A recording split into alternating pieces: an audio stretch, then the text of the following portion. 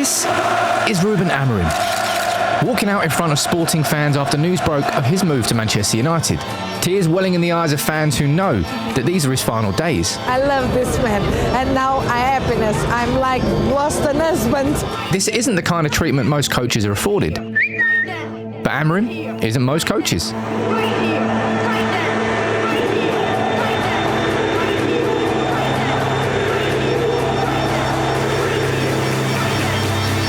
A manager wanted by Liverpool to replace Jurgen Klopp.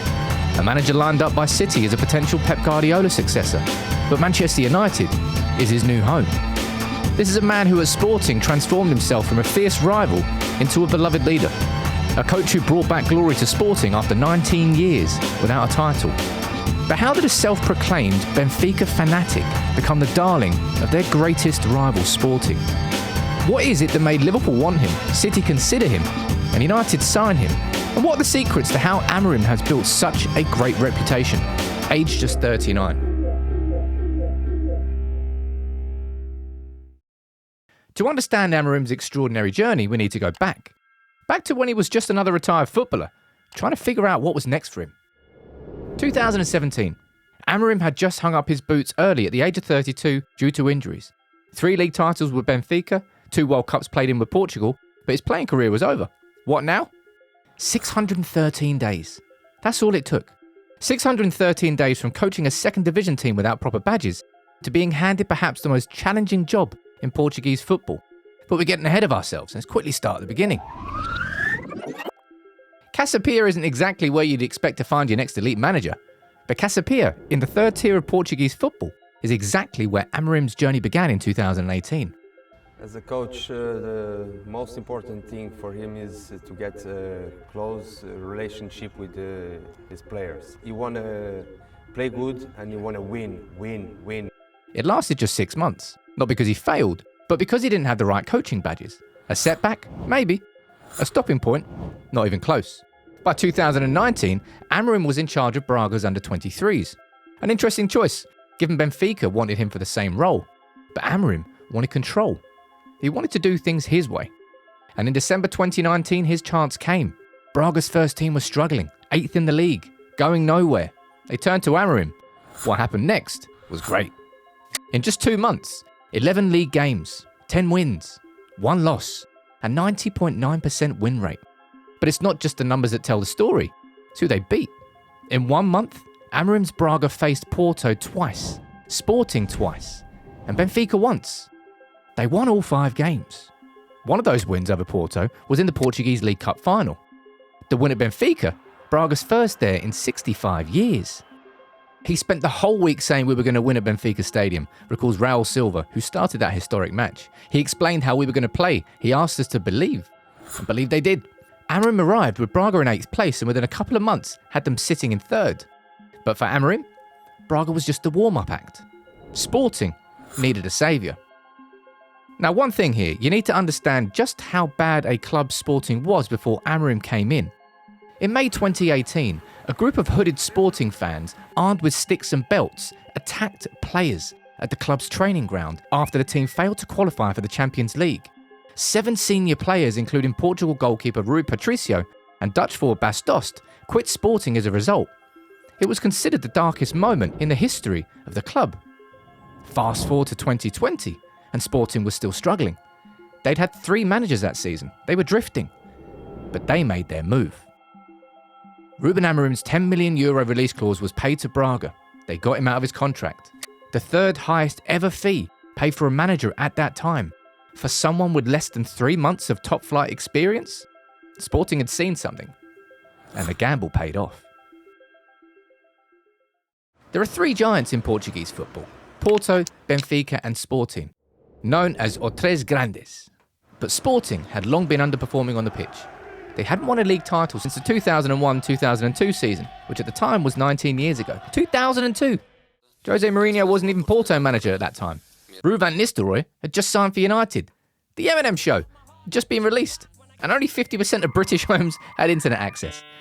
A long time ago. During this period, Porto won the league 11 times. Benfica won it 7 times. A real source of embarrassment for Sporting. So when they hired Amorim as manager, with less than 3 months of top-flight experience, who was also a long-time servant of fierce rivals Benfica, Sporting fans were sceptical, and that's being polite. And they were impatient, which, if we're being honest, is fair enough. However, they needn't have worried. In his first full season, Amorim achieved the impossible. 32 matches unbeaten, a national record, one league defeat all season, Sporting's first league title in 19 years. And his second consecutive Portuguese League Cup. But it wasn't just what he achieved, it was how he did it. Amorim had a vision. He promoted 5 academy players to the first team: Daniel Bragança, Gonçalo Inácio, Mateus Nunes, Nuno Mendes, and Thiago Thomas. 131 league appearances between them that season. Nunes, Thomas and Mendes all finished the season in the top 10 for league appearances made by Sporting players. It wasn't just about winning, it was about building something. Speaking of that achievement, The Guardian's David Heitner wrote the following: "The Sporting Academy is famous for having produced Luis Figo and Cristiano Ronaldo, and the club want roughly a third of Amorim's squad to have come up from it. Amorim wants that too. He is obsessed by blooding homegrown players, and he has been singularly unafraid to pitch them in." Amorim's often labelled as the next Mourinho, but he certainly showed that when it comes to youth development, that is not the case. But there is a connection to Mourinho. Amorim is a huge fan, and they have history. In 2018, Amorim was studying a postgraduate degree at the Faculty of Human Kinetics in the University of Lisbon. Mourinho was a coordinator and lecturer on the high-performance coaching course. Already highly committed to learn, and he demonstrated from scratch very good capability of interaction, of leadership, of communication. Amorim was selected as one of 3 students to intern with Mourinho at Manchester United. And Amorim once said, "I like United because Mourinho is my role model. He analyses the opponents very well, sets his team up, not just with a certain style of play, but thinking a lot about how to adapt to win. And I'm a bit like that." But Amorim isn't the next Mourinho. He's not the next special one. He's something unique. He's the first Ruben Amorim. He defeats others 10-0 in the communication part. His friend Hugo Leal said, "If there are things you can't say with him, I don't understand what they are, because he says almost everything he feels, and in this way he involves players, fans and journalists, and does all of this with incredible normality." Raul Silva, who started 10 of the 13 games Amorim managed at Braga, remembers a joke from Amorim in the dressing room minutes before Amorim's senior managerial debut. "We were all tense before the game started," he said. "The first thing Amorim said was, 'I've never lost in the Primera Liga, and I depend on you to keep it that way.' Of course he never lost. He never coached in the Primera Liga, but it broke the ice. Result of that game? A 7-1 win away from home." Amorim's second full season at Sporting wasn't as glorious as his first, but he still impressed. A highly promising flying wingback Nuno Mendes moved to PSG, a sign of things to come for Amorim at Sporting. But Sporting equalled their points tally from the previous year with 85. That was only enough to make them runners-up to Porto, who finished 6 points ahead on a record-breaking 91. There were highlights throughout the season for Sporting fans. They beat Benfica in the Portuguese League Cup final, securing Amorim his 3rd win of the competition in as many attempts. They also beat Benfica away for the first time in 6 years. But the most notable achievement that season? Amorim guided Sporting out of the Champions League group stage for the first time since 2009, navigating a group containing Ajax, Dortmund and Besiktas. A superb achievement, but Amorim had plenty more he needed to overcome at Sporting. It was in his 3rd full season there where he faced his toughest challenge. He faced an uphill battle from the very start as Mateus Nunes and João Palhinha, his starting midfield pairing, were both sold. But Amorim isn't one for excuses or shifting blame. At the time he said, "I as a coach failed to plan. What we have to pay attention to now in this end of the market is to be sure where we are going, not to think that we have to save now everything that we have changed in a 1-year plan." Sporting finished 4th that season. Of course, there were moments. They knocked Arsenal out of the Europa League. And it was during that season that we saw Amorim's man management ability and reputation for backing his players on full display. Experienced centre-back Escao made some big mistakes in the Champions League and received some heavy criticism from Sporting fans. How did Amorim respond? "He's not one of the fans' favourite players, but he's one of mine. He will never be abandoned by the manager, and as long as I'm here, there's nothing you can do to Escao." This kind of public support inspired unwavering loyalty from his players. And if you ask me, rebuilding the true siege mentality at Manchester United, us against the world, everyone against United, I think that's key to any manager truly succeeding. And I'm not talking about the sort of siege mentality from Jose Mourinho where he throws everyone else under the bus and whoever's still on it remains. It's about building that family connection, that safe environment. And if you can do that, I think you'll be able to do something that I don't think any United manager has ever successfully achieved post-Fergie. Now fast forward to the 2023-24 season, and Amorim has once again lost his key players. Pedro Porro and Manuel Ugarte left for a combined €100 million. However, unlike the previous summer, Sporting were prepared.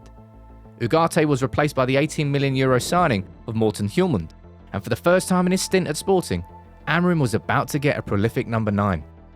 Victor Gyökeres was brought in for a club record fee of €20 million, and boy was he worth it. With the addition of a direct athletic number 9, Rasmus Højlund, Amorim was able to turn Sporting into a team who were devastating on the break. For the first time in Amorim's 4 full seasons in charge, Sporting were able to outscore both Benfica and Porto, and they did so by some margin. They fired themselves to a dominant title win. They got 90 points, 5 more than their win in 2020, and only 1 point behind Porto's record-breaking season. That being said, things of course could have been quite different. In early spring, just as Sporting's season was heating up, Amorim made a quick trip to London. Rumours swirled. He was there to meet West Ham, lining himself up to replace David Moyes. For Sporting fans, the timing couldn't have been worse. They were gearing up for a crucial showdown against Porto. But in a move that highlights both his integrity and his connection to the team, Amorim took full ownership. He turned down the offer, returned to Lisbon with a message for everyone, and publicly apologised. "My trip was a mistake," he said. "The timing was completely off. It was inappropriate, even more so when I'm demanding with my players." And that simple gesture does speak volumes. It showed not only his willingness to take that responsibility, but also the respect and trust he'd earned from the players. Instead of derailing the season, his honesty strengthened the bond with his players, proving without a doubt that Sporting had the right man. This season, Amorim's coaching brilliance has come through again after the promotion and conversion of right winger Giovanni Quenda into a wing-back. And Sporting have dominated domestically, and they've started strong in the Champions League too. Amorim's time at Sporting has been an unquestionable success. 2 league titles, 3 league cups, a 71.73% win rate across 237 games, all while working with a positive net spend of €118 million, while losing key players every summer, and building academy players into key players for the first team. Yeah, it's been a success. Now, as his departure approaches, Sporting fans are weeping at the thought of losing him. Feels a bit extreme, but is it any wonder? They've seen him grow from a novice coach to a respected tactician, from an outsider to their beloved leader, from a foe to an idol. That's the story of Ruben Amorim at Sporting. He's the man who didn't just prove them wrong, he's the man who made them believe again. Sporting fans didn't just cheer his successes, they eagerly awaited his next word. A fan-made Twitter account even popped up to count down the days until his next press conference, a tribute to his candour and charisma. For Sporting's loyal supporters, he was more than a coach.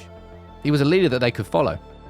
And for United fans, understanding the success of Amorim and how he turned around the fortunes of a sleeping giant in Portugal, all while being a Benfica fan, a Benfica former player, the direct rival of the club that he has come into with only 3 months of senior management, into a club that hadn't won the title in 20 years? I wouldn't say the circumstances were favourable, but Amorim certainly succeeded there. And it should help you understand why Ineos have chosen him as their man to lead Project 150 for United to try and win the Premier League title by 2028, 150 years after our club was founded. I'm looking forward to seeing Amorim's Reds, and let's see how this story unfolds. Vamos ver.